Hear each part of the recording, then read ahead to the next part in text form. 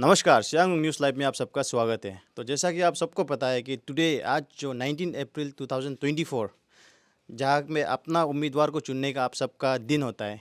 तो यहाँ पे आप आज पता है कि पूरा हम लोगों का अरुणाचल में आज ये असेंबली इलेक्शन का आज वोटिंग डे था। तो उसी दौरान हम लोगों का जो 32 उसमें भी बहुत ही अच्छी तरीक़ा से वोटिंग का प्रोसेस चला है। तो हमने भी कुछ पोलिंग बूथ हमने विजिट किया है एंड बहुत सुंदर तरीक़ा से सब पोलिंग बूथ में हुआ है। लेकिन आज ये जो वीडियो बना रहा है, ये वीडियो बनाने का रीज़न ये है कि अभी कुछ खबर आ रहा है कि एक दो पोलिंग स्टेशन में सही ढंग से जो वोटिंग का प्रोसेस है वो नहीं चल रहा है। तो इसीलिए हमने सोचा कि हम किससे बात करेंगे। तो इसी दौरान हमें यहाँ पे हम ढूंढ कर आए हैं और मिला है हमें यहाँ पे एनपीपी का जो इलेक्शन एजेंट है श्री करमुर जरंग जी। तो उनसे हम मिला है। तो एज ए इलेक्शन एजेंट उनका ड्यूटी बनता है कि वो हर एक पोलिंग स्टेशन विजिट करें।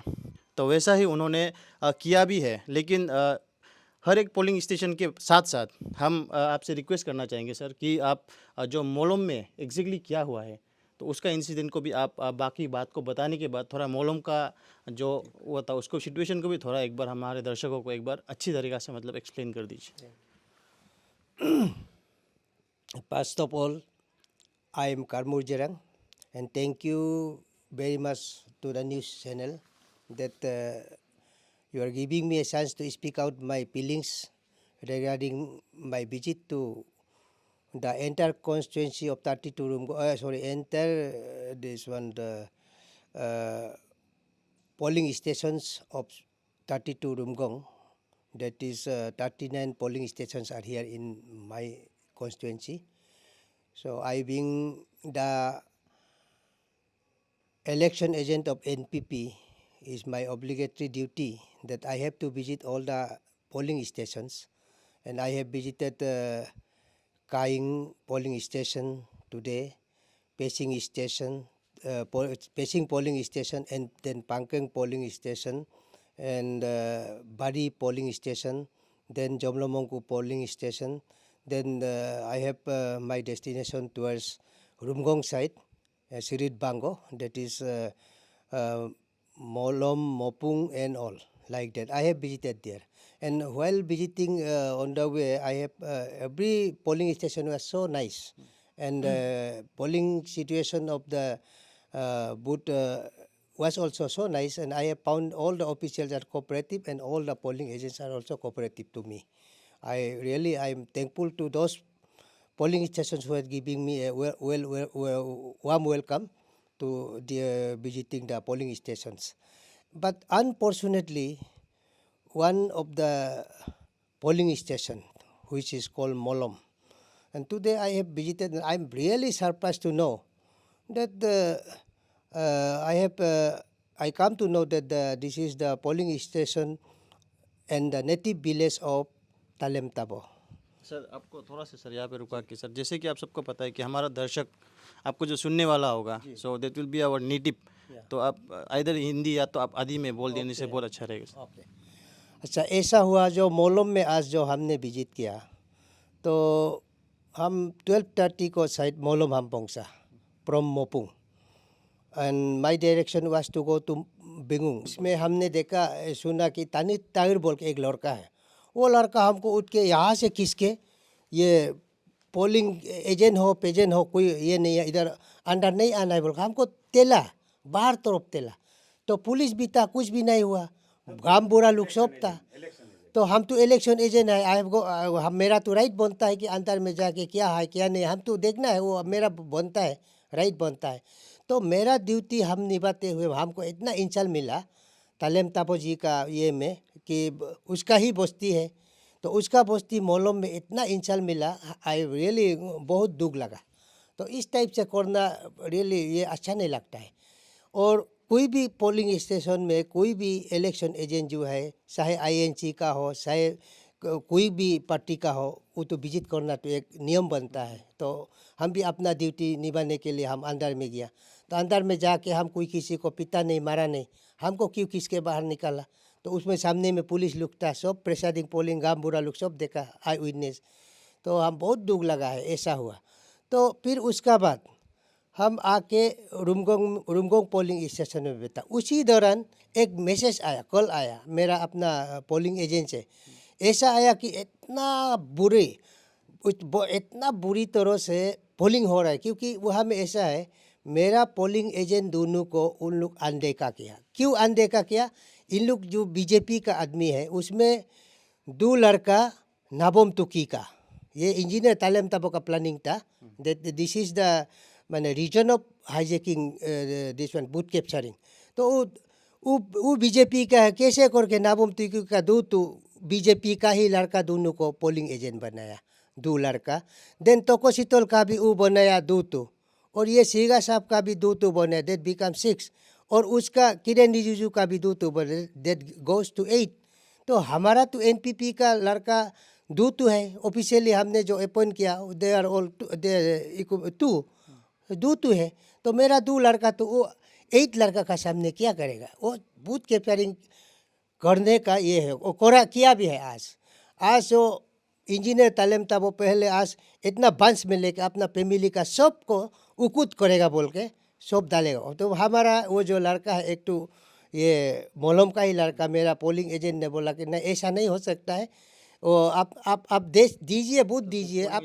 हाँ, पोलिंग एजेंट का ये केकअप तमुत वो, और वो उठ के बोला कि सर आप you can cast your vote to your wife and yourself। आपका बीबी और आपका दे सकता है, लेकिन ये सारा फैमिली का आप अकेला नहीं दे सकता है, ये नियम नहीं बोल के उसमें भी तना हुआ बोलता है। उसका बाद सुना है तो आज फिर 5 बजे का बाद केस रियली आप लोग सब सुनिए। ये तो एकदम राजा सिस्टम जैसा, वहाँ में डिक्टेटोरियल स्टाइल। तो क्या होता है, वो 5 बजे तक 300 वहाँ में 400 कुछ ज़्यादा ये वोटर्स है। तो वहाँ में 320 वोटर्स जो अप टू 5 तक कास्ट हुआ। तो सरकार का नियम और इलेक्शन का प्रोसेस होता है कि आफ्टर 5 में जो भी लाइन में आता है उसको टोकन दिया जाता है। तो उस टोकन को देना चाहिए। तो टोकन को नहीं दे के, टोकन को देने भी नहीं दिया, और प्रिसाइडिंग ऑफिसर को भी पूरा टूक भी मारा। टूक गवर्नमेंट ऑफिसर को टूक मारना, स्पीटिंग करना, ये कोई नियम बनता है? तो वो पूरा सब देख रहा है, कोई भी नहीं बोलता है, क्योंकि वहाँ में सब एमपी का तो कांग्रेस का भी उसका है, और शीतल का भी उसका है, सिगा का भी उसका है, रिजिजू का भी इसका। 8 तो लड़का जो है एकदम प्रेसाइडिंग पोलिंग ऑफिसर, ऐसे आदमी का जैसे ट्रीटमेंट बेचारा नहीं हुआ। उसका बाद क्या है, बोतल को ऑन करो, उस बीच में प्रेसाइडिंग ऑफिसर दौड़ से बाहर भाग गया। तो हमारा 2 तो हेल्पलेस है, 2 तो पोलिंग एजेंट जो हेल्पलेस है, क्योंकि 8 है उन लोग का, तो वह हमें हेल्पलेस हो गया। तो ऐसा होते होते क्या हुआ है, मोरनेवाला का भी बूथ दिया, सोहब का एक साथ बूथ दिया। ऐसा देख के रियली हम बहुत दुख लगा। आज ये तो हमको ऐसा दिन कभी ज़िंदगी में, हम एक पॉलिटिशियन, हम तो हमेशा बचपन से आई वाज ए लीडर, तो आज तक ऐसा पॉलिटिक्स हमको भी नहीं देखा है जो इंजीनियर तालम तबो का बस्ती में हुआ है। रियली अनफॉर्चुनेट, ऐसा नहीं होना चाहिए मेरा हिसाब से, क्योंकि this is the year of democracy.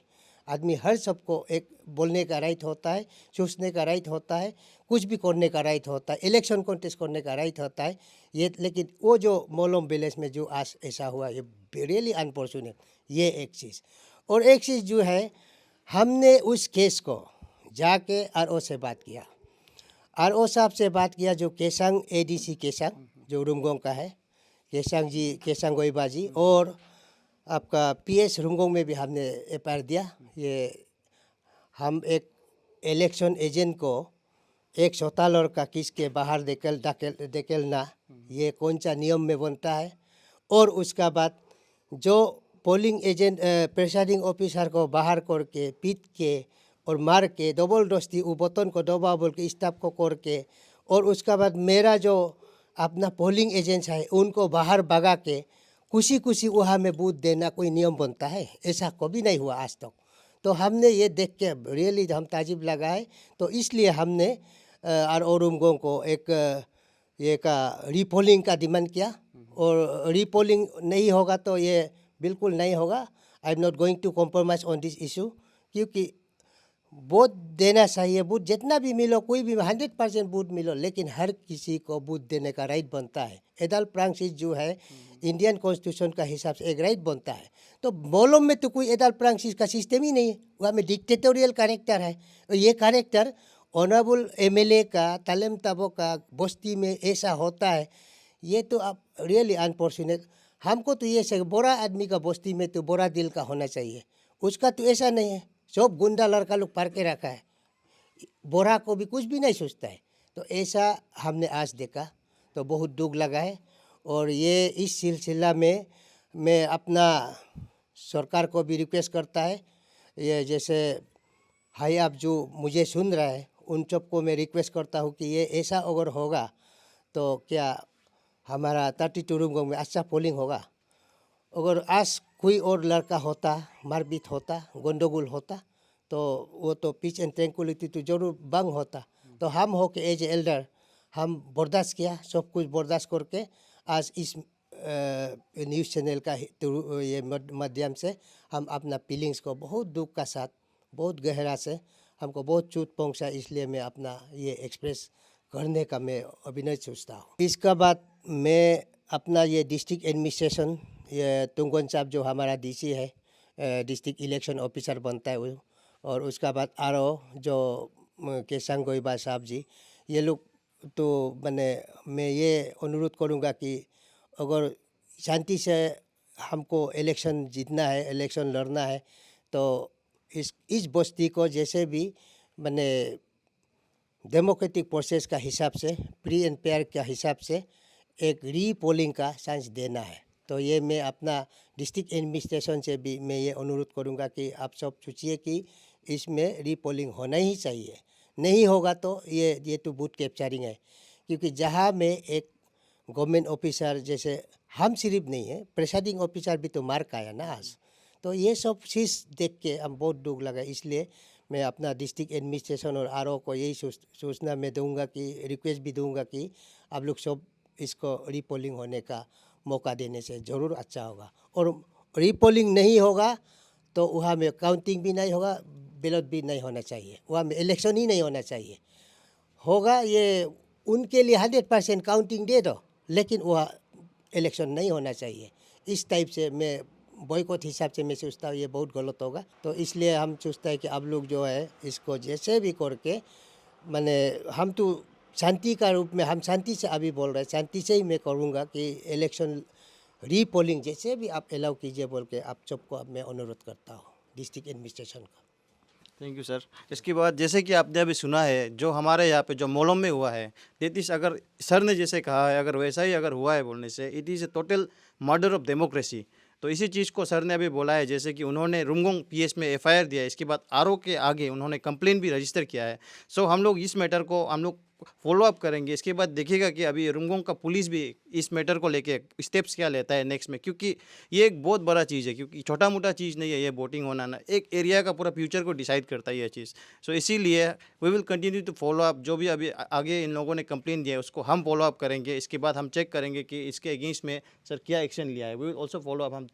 हम जो इंचार्ज आईओ से भी हम बात करेंगे। इसके बाद जो एडीसी है अभी जो गोइबा साहब, उनसे भी हम जाकर ज़रूर हम वार्तालाप करेंगे इसी सिलसिले में।